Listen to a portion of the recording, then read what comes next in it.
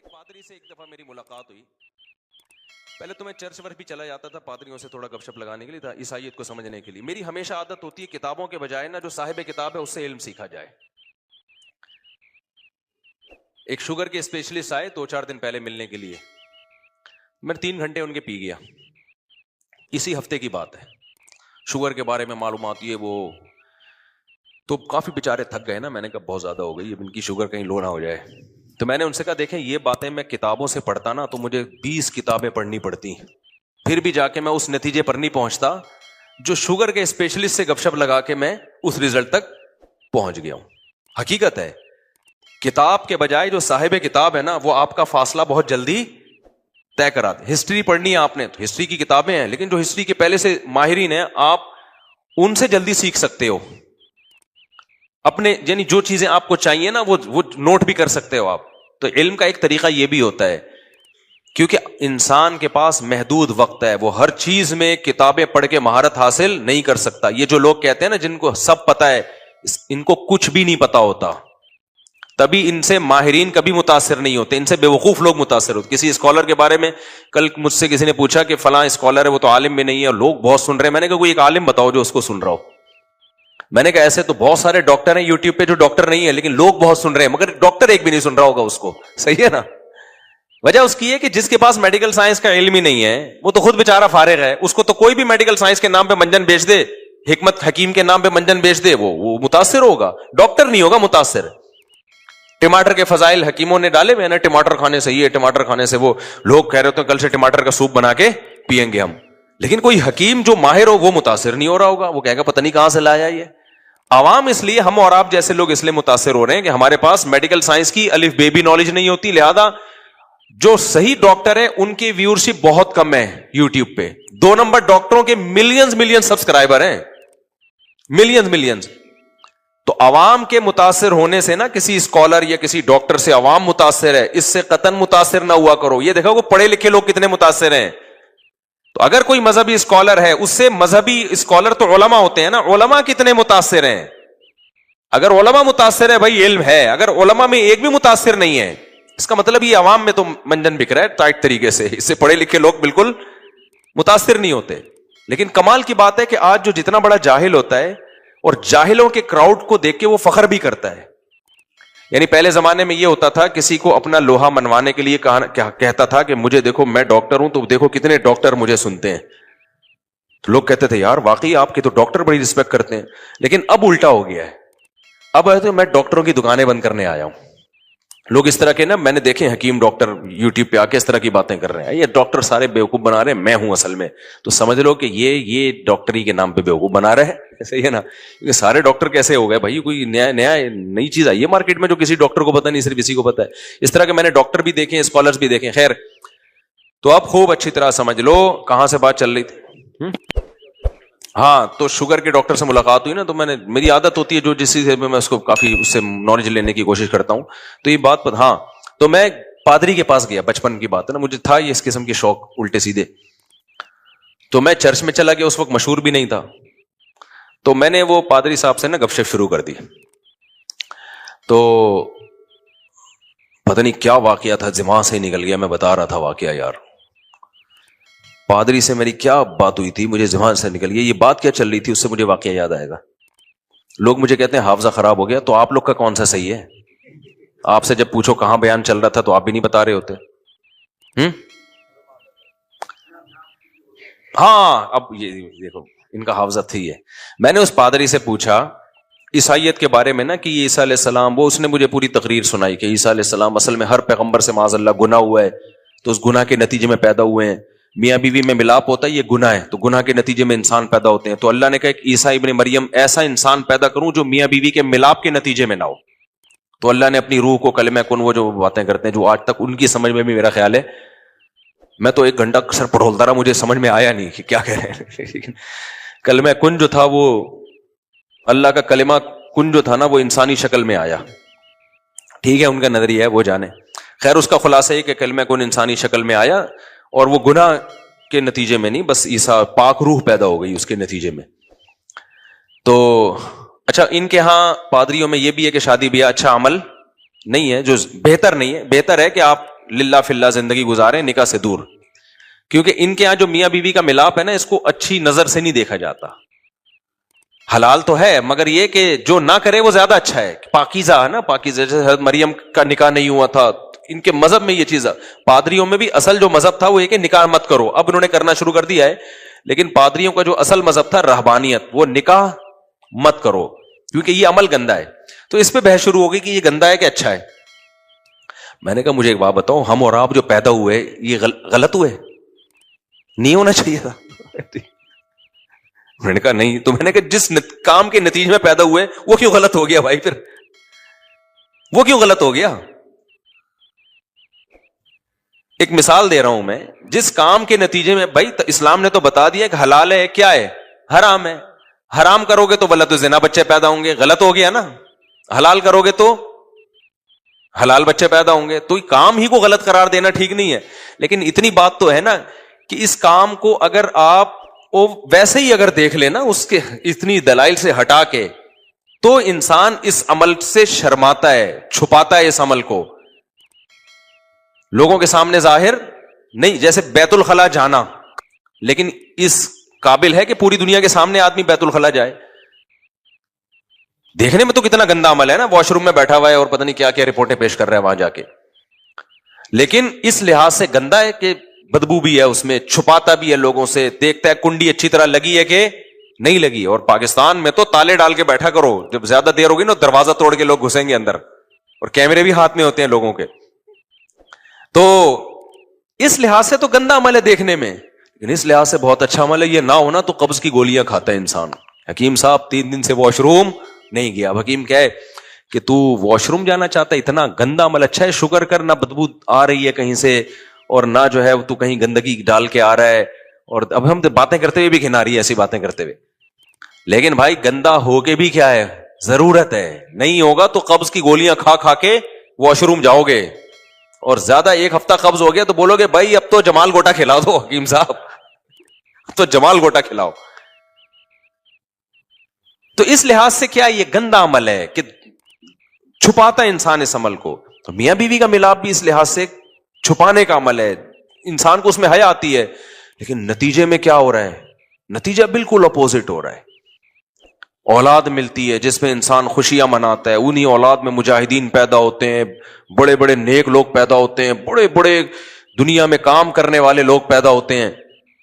تو میں یہ کہہ رہا تھا ان دونوں عملوں میں آپس میں کوئی ظاہری طور پر مناسبت نہیں ہے. اگر ہم سائنسدانوں کے حوالے کر دیتے کہ وہ بتاؤ یہ انسان کیسے دنیا میں آیا، اور انہوں نے یہ پروسیس اپنی آنکھوں سے نہ دیکھا ہوتا، تو خدا کی قسم کبھی اس نتیجے پہ نہیں پہنچتے کہ یہ نر مادہ کے ملاپ کا رزلٹ ہے. پودوں کو بھی نہ دیکھا ہوتا انہوں نے اگر، تو کبھی بھی اس نتیجے پر نہیں پہنچتے. مولانا شریف تھانوی رحمہ اللہ نے ایک بڑی پیاری بات لکھی ہے ڈاروین کے بارے میں نا، جو ایوالو ہونے کا قائل ہے، ایوالو ہوا ہے. انہوں نے فرمایا کہ یہ جو منی سے انسان بنتا ہے نا، منی کے قطرے سے، اگر سائنسدانوں کو لے جا کے نا جنگل میں چھوڑ دیا جائے، یا جنگلی لوگوں کو کہا جائے کہ اس پہ ریسرچ کرو جنہوں نے یہ عمل کبھی نہ دیکھا ہو، فرمایا اگر کوئی ان کو جا کے بتائے نا یہ عمل ہوا ہے، وہ 100 دفعہ مر کے پیدا ہو جائیں گے مگر اس عمل پہ یقین نہیں کریں. کہتے ہیں امپاسبل، ایسا ہو ہی نہیں سکتا.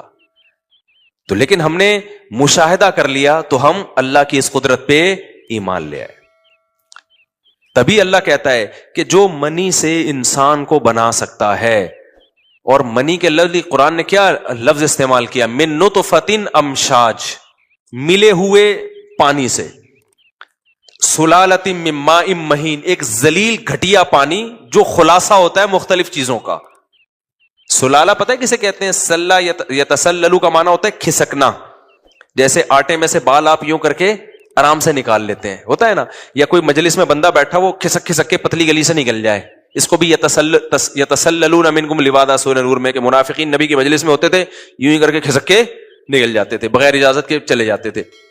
تو اللہ نے منی کے لیے سلالہ کا لفظ استعمال کیا قرآن مجید میں. کیا مطلب؟ اب اتنے بڑے مجمع سے نکلنا مشکل کام ہے نا، لیکن ایک بندہ تھوڑا سا کھسکتا ہے، تھوڑا سا یوں ہوا، تھوڑا سا یوں ہوا، تو پتہ ہی نہ چلے، اور ایسے سلولی یوں کر کے تھوڑی دیر میں مارکیٹ سے شارٹ.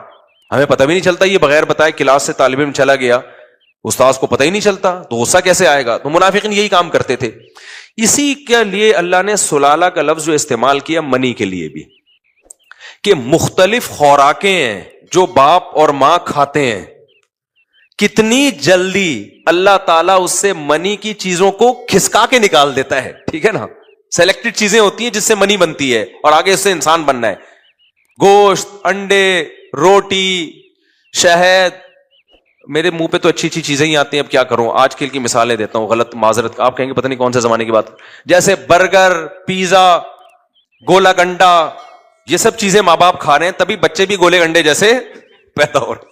کیونکہ خلاصہ تو سلالہ کا مطلب خلاصہ، جو ایسے کھسکا کے اللہ نے نکالا ہو، یعنی خفیہ طریقے سے نکل رہا ہے، پتہ ہی نہیں چل رہا. ورنہ یہ کام بڑا مشکل ہے بھائی. جو انسان کے جو اسپرم ہوتے ہیں وہ جن چیزوں کا مرکب ہے، وہ کیا ہے، میگنیشیم ہے، اس میں پوٹاشیم ہے میرا خیال ہے، یا اس زنک کی بہت بڑی مقدار ہوتی ہے، اور کچھ گلوکوز کی ایک خاص قسم ہوتی ہے جو کھجور اور شہد میں ہوتی ہے. وہ جو ڈاکٹر آئے تھے نا شوگر کے، انہوں نے کہا کہ گلوکوز اور شہد میں جو شوگر ہوتی ہے نا، تو اسپرم میں بھی وہی شوگر ہوتی ہے. اب دیکھنا گلوکوز مارکیٹ، وہ شہد اور کھجور مارکیٹ میں ہو جائے گا مہنگا، ہو سکتا ہے بیان کے بعد آپ سیدھا کھجور خریدنے جاؤ. خیر، تو یہ ساری چیزوں کا خلاصہ ہے جس سے اسپرم تیار ہوتے ہیں. کتنی جلدی ہو جاتے ہیں دیکھو.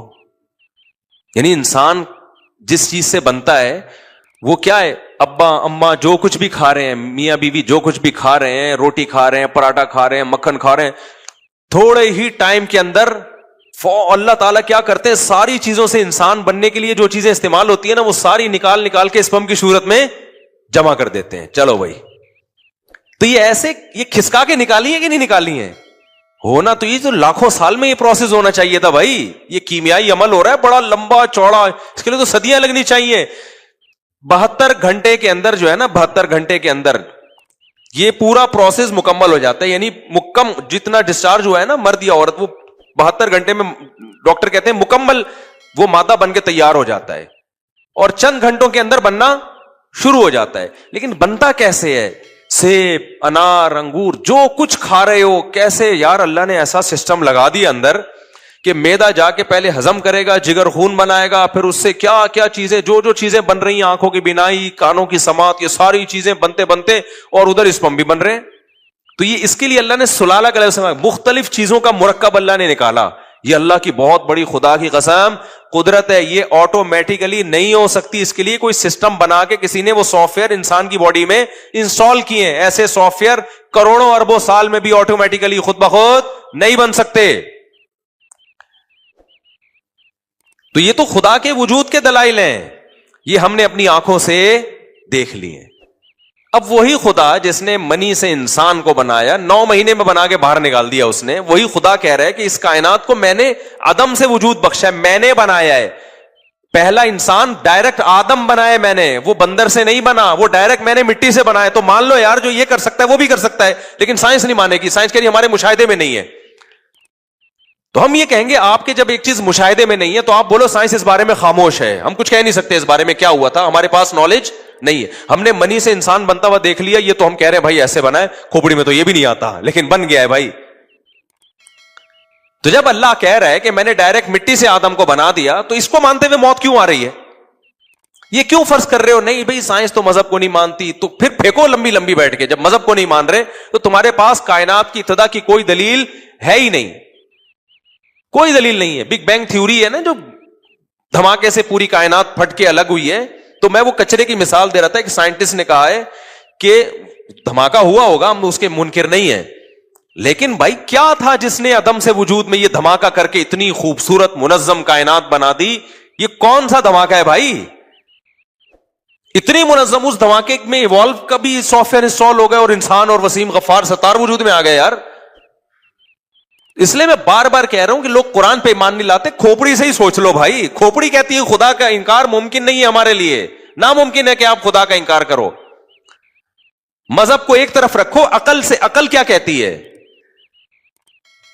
تو وہ سائنسدان کا میں مثال دے رہا تھا نا، اس نے کہا کہ کسی کچرے کے ڈھیر سے نا میٹل اور یہ مختلف چیزیں نکل کے ایک بوئنگ طیارہ بن جائے.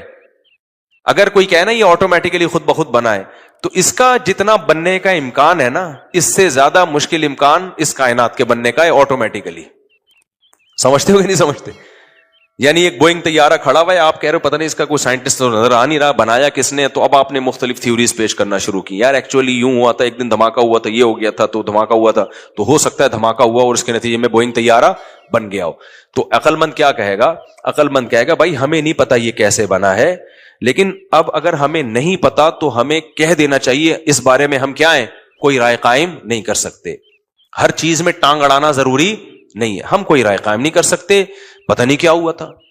اگر ہمیں کسی اور دلیل سے پتہ چل جائے, مثال کے طور پر کوئی پیغمبر آئے اور ان کو اللہ نے اپنا نمائندہ بنا کے بھیجا ہو, اور ان کے پاس دلائل سے ہمیں پتہ چل جائے واقعی اللہ کے نمائندے ہیں, اور وہ یہ کہیں کہ یہ بوئنگ طیارہ فلاں سائنسدان نے تیار کیا تھا 20-25 سال کی محنت میں, اس کے ساتھ بہت سارے انجینئر تھے, اور اس طیارے کے بعد واقعی دھماکہ ہوا, طیارے سے پہلے دھماکہ نہیں ہوا تھا کہ کچرے میں دھماکہ ہو کے طیارہ بن گیا ہو, طیارہ بنتے ہی کوئی بم رکھ کے چلا گیا تھا, اس دھماکے میں وہ سارے سائنسدان مر گئے.